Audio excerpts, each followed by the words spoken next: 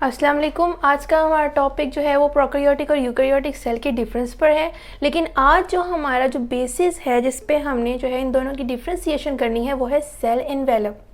Means के cell की जो सराउंडिंग में लेयर्स है उनकी जो आपस में इन्वेलप है हुआ जो बैक्टीरियल सेल है हमारे पास उसकी डिस्कशन करनी है और साथ ही कंपैरिजन में यूकैरियोटिक सेल की। तो फीचर्स की बात की जाए सेल इन्वेलप से रिलेटेड तो सबसे पहला हमारा पॉइंट है कैप्सूल। कैप्सूल क्या है पहले इसको डिस्कस कर लेते हैं। हमने कल भी अपने टॉपिक में देखा था कि हमारे पास प्रोकैरियोटिक सेल असल में बैक्टीरियल सेल है और bacterial cell unicellular cell means कि एक ही सेल होता है जिसका पूरा ऑर्गेनिज्म होता है, जबकि मल्टी सेलुलर जो है वो सेल हमारे पास क्या होता है, यूकैरियोटिक सेल होता है। Eukaryotic cell multicellular organisms में मौजूद होते हैं और बैक्टीरियल सेल जो कि यूनिसेलुलर है और वो प्रोकैरियोटिक सेल जो है इसको कहा जाता है। तो कैप्सूल की बात की जाए तो हमारे पास बैक्टीरियल सेल की शेप कुछ इस तरह की होती है। आगे हम आगे जाके इसके स्ट्रक्चर को देखेंगे। फिलहाल जनरली आप ये देखें कि उसकी बैक्टीरिया की जो हमारे पास जो आउटर जो शेप है वो कुछ कैप्सूल टाइप होती है। अब जो हमारे पास कैप्सूल है, बैक्टीरिया कैप्सूल प्रोड्यूस करते हैं। अब कैप्सूल की कॉम्पोजिशन हमारे पास है पॉलीसेकेराइड्स यूनिट्स, यानी रिपीटिंगली जो है पॉलीसेकेराइड यूनिट्स और प्रोटीन्स ये दोनों मिलकर इसकी कॉम्पोजिशन करते हैं कैप्सूल की। और कैप्सूल टाइटली बाउंड होता है सेल के, बैक्टीरियल सेल के, और इसके थिकर और गमी नेचर होती है और ये स्टिकी करेक्टर देता है इनकैप्सुलेटेड जो है बैक्टीरिया को। तो ये हमारे पास बैक्टीरिया की ये सारी जो हैं वो प्रॉपर्टीज़ हैं। तो बैक्टीरियल सेल ही एक सिंगल सेल है, कैप्सूल फॉर्म में होता है, इनकैप्सुलेटेड होता है। तो इस वजह से प्रोकैरियोटिक सेल में ये प्रेजेंट है, जबकि यूकैरियोटिक सेल जो कि एक मल्टी सेल ऑर्गेनिज्म का सेल होता है उसमें ये एब्सेंट होता है। तो कैप्सूल की बात जो है वो क्लियर होती है। उसके बाद हमारे पास आती है सेल इन्वेलप में ही। सेल इन्वेलपिंग का हम देख रहे हैं ना कि सबसे पहले कैप्सूल है, फिर स्लाइम है, फिर सेल वॉल है। तो अगर हम कैप्सूल के बाद स्लाइम को देखें कि स्लाइम क्या चीज़ है जो सेल वॉल के कैप्सूल के हमारे पास बाद में आती है, लेयरिंग की बात कर रहे हैं हम, तो हम स्टेप बाय स्टेप चल रहे हैं। स्लाइम की बात करें तो ये हम जो है बैक्टीरिया, कुछ बैक्टीरिया ऐसे होते हैं जो लूज जो है सोलूबल शील्ड ऑफ मैक्रोमोलिक्यूल के साथ जो है वो कवर्ड होते हैं अपनी सराउंडिंग में। तो उसे हम क्या कहते हैं, स्लाइम कैप्सूल उसको कहा जाता है। ये एक लूज सोलूबल मैक्रोमोलिक्यूल की एक शील्ड होती है।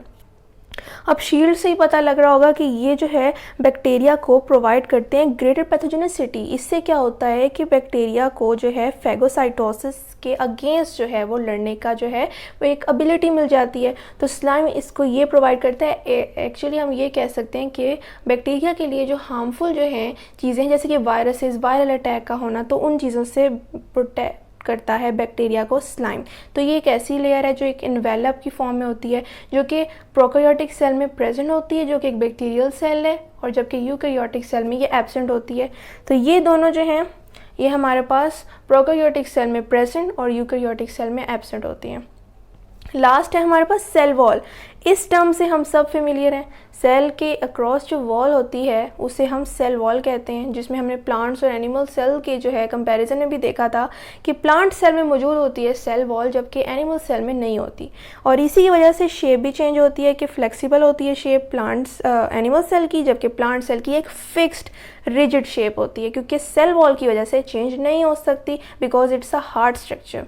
तो अगर हम प्रोकैरियोटिक और यूकैरियोटिक सेल की कंपैरिजन में बात करें तो सेल वॉल जो है जो प्रोकैरियोटिक सेल में प्रेजेंट है वो पेप्टिडोग्लाइकन की है, और हमारे पास पेप्टिडोग्लाइकन को हम साथ ही साथ म्यूरिन का नाम भी देते हैं।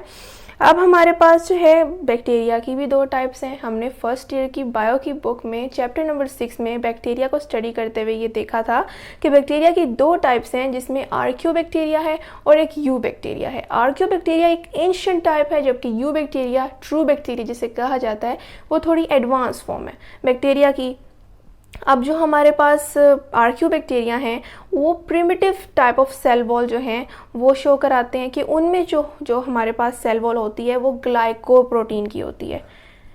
ग्लाइकोप्रोटीन की जो है उसकी कॉम्पोजिशन होती है, जबकि हमारे पास जो यू बैक्टीरिया है वो पेप्टाइडोग्लाइकेन की जो है उसकी कॉम्पोजिशन होती है।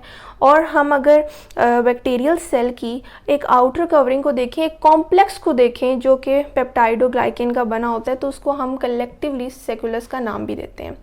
अगर हम यूकेरियोटिक सेल की बात करें तो हम कहते हैं कि मोस्टली सेल वॉल प्रेजेंट होती है। यहाँ हमने मोस्टली का वर्ड यूज़ किया है। और साथ में दो जो है वो कंपोनेंट्स जो हैं सेल वॉल के वो बताएं, एक है सेलुलोज, एक है काइटिन। सेलुलोज जो है वो इन केस ऑफ प्लांट्स में प्रेजेंट होता है। अब हमें पता है प्लांट्स, एनिमल्स और फंजाई, ये तीनों मल्टीसेलुलर जो हैं ऑर्गेनिजम्स हैं। यूकेरियोटिक सेल इनमें होता है। तो यूकेरियोटिक सेल में जो है सेल वॉल जो मोस्टली प्रेजेंट होती है वो प्लांट और फंजाई में होती है। एनिमल सेल में तो सेल वॉल ही नहीं प्रेजेंट होती। तो सेलुलोज जो है वो किसकी सेल वॉल का कंपोनेंट है? प्लांट्स की।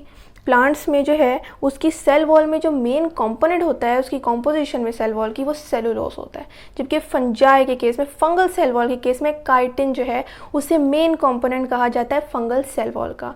तो हम इसीलिए कहते हैं कि मोस्टली जो है वो सेल वॉल जो है यूकेरियोटिक सेल में प्रेजेंट होती है। और ये आपसे एमसीक्यूज में पूछा जा सकता है कि एनिमल में, प्लांट में या फंजाई में।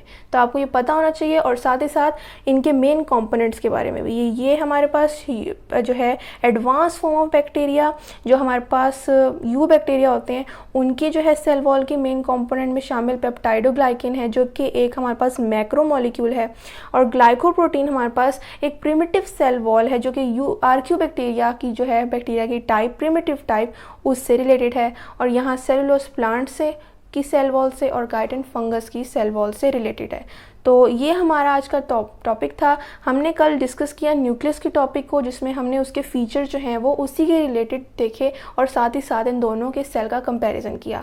आज हमने सेल इन्वेलप का जिक्र किया कि जब सेल की आउटर कवरिंग होती है जो कि हमारे पास साइटोप्लाज्म से बिल्कुल आउटर साइड पे प्रेजेंट होती है और जो प्रोटेक्शन करती है सेल्स की, तो वो इन दोनों में क्या डिफ्रेंशिएट आ रहा है। प्रोकैरियोटिक सेल जो कि यूनिसेलुलर सेल है, एक ही सेल है जिससे पूरा ऑर्गेनिज्म बना हुआ है, तो उसकी प्रोटेक्शन के लिए जो है वो लेयरिंग ज़्यादा है। ये आपने भी देखा होगा कि यहाँ पर प्रेजेंट है दोनों हमारे पास लेयर्स, जबकि यूकेरियोटिक सेल में ये एब्सेंट है। सेल वॉल भी मोस्टली प्रेजेंट है, सब यूकेरियोटिक सेल में प्रेजेंट नहीं है।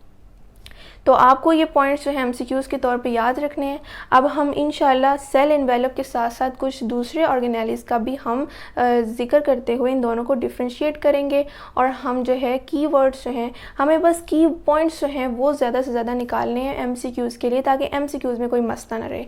तो आप खुद भी बुक को रीड करें और इससे मज़ीद अगर आपको डिफरेंस नज़र आते हैं प्रोकैरियोटिक और यूकेरियोटिक सेल में सेल इन्वेलप या न्यूक्लियस के लिहाज से, या जहाँ तक हमने भी स्टडी किया, तो उसके लिहाज से आप इस फीचर्स में मज़ीद इसको ऐड भी कर सकते हैं। तो अगर आपको कोई चीज़ समझ ना लगी हो आज के टॉपिक में तो आप ज़रूर पूछें। मैं फिर बताती चलूँ कि आप मेरे channel daily dose of education को लाइक करें, शेयर करें और सब्सक्राइब करें, और बेल आइकन पे क्लिक करके और वीडियोस को सिलेक्ट करें ताकि आपको नए आने वाली वीडियोस की नोटिफिकेशन मिलती रहे। शुक्रिया, अल्लाह हाफ़िज़।